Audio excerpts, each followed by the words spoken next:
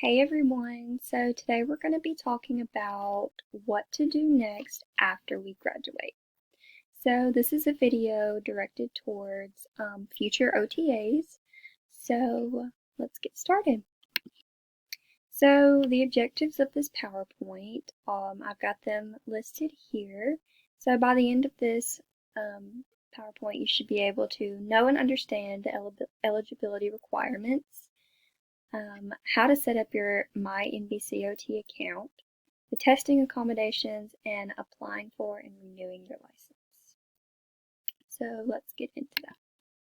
So I have this picture here that I got directly from AOTA, and it just kind of shows you a little bit, just a quick, easy way of what to do after you graduate. So first of all, complete your education. So once you graduate, then you can start the process of getting licensed and certified. So you have to make sure that you have all your field work done.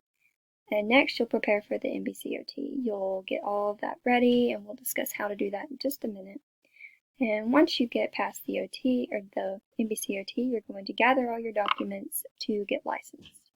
And once you have all of that, you will apply for your license, and once you have your license, you are going to be a certified occupational therapy assistant who is licensed. Alright, so first we'll talk about the eligibility requirements to be certified. So you have to obtain a degree from an ACOT accredited occupational therapy assistant program. And you have to finish all of your fieldwork rotations. They must all be completed, level 1 A, B, and level 2 A and B. And you have to have passed them. And the next thing is you must submit a final transcript with the degree, the title degree, and the graduation date for it to be approved. And the next thing is that if you're determined ineligible to take the exam, you can appeal.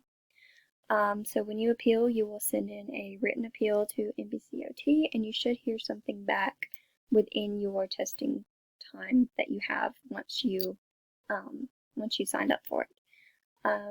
And you can appeal that.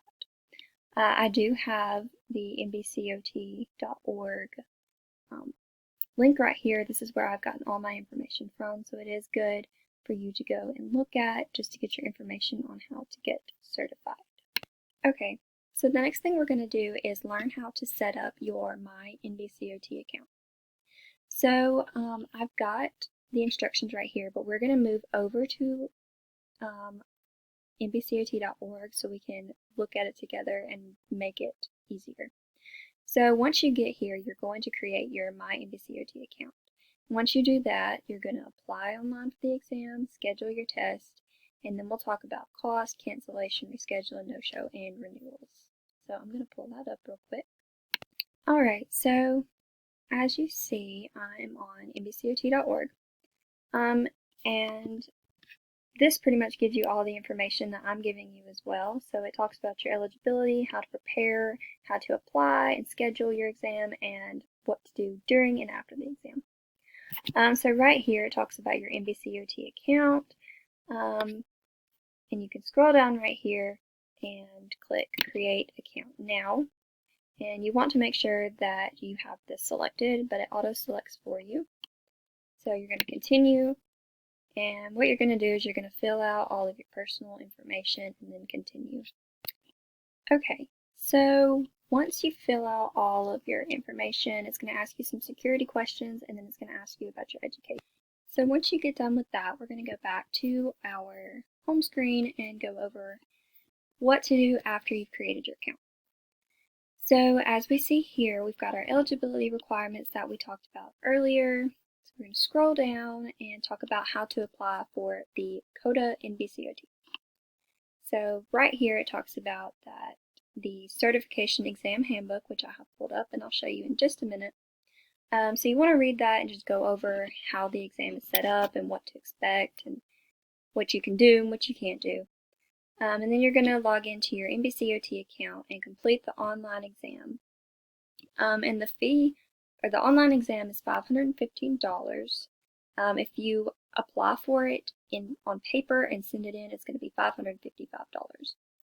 And if you happen to retake the test, which I hope nobody does, but if you do, the second attempt is only $385.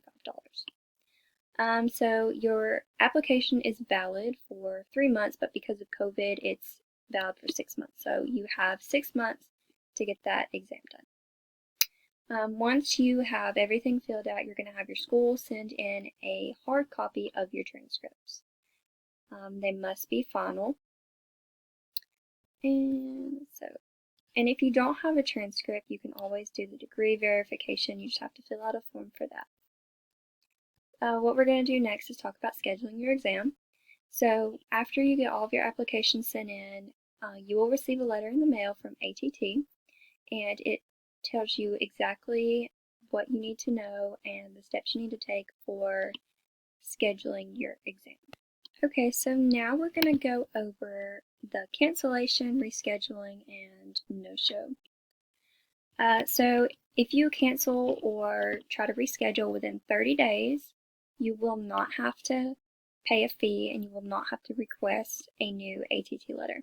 If it's 29 or fewer business days, it will be a $35 fee, but you will not have to request another ATT letter form.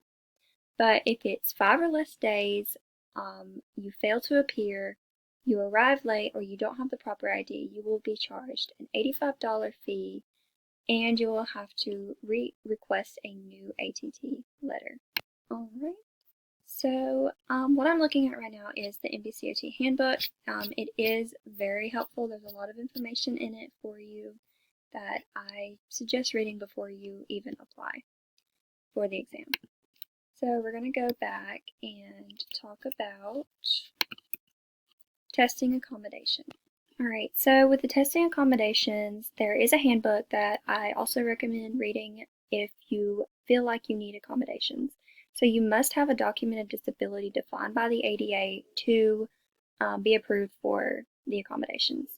And to do that, you need to gather all your information, and you need to refer to the list of pre-approved items that don't require a request, because there may be something that you use that does not need to be approved.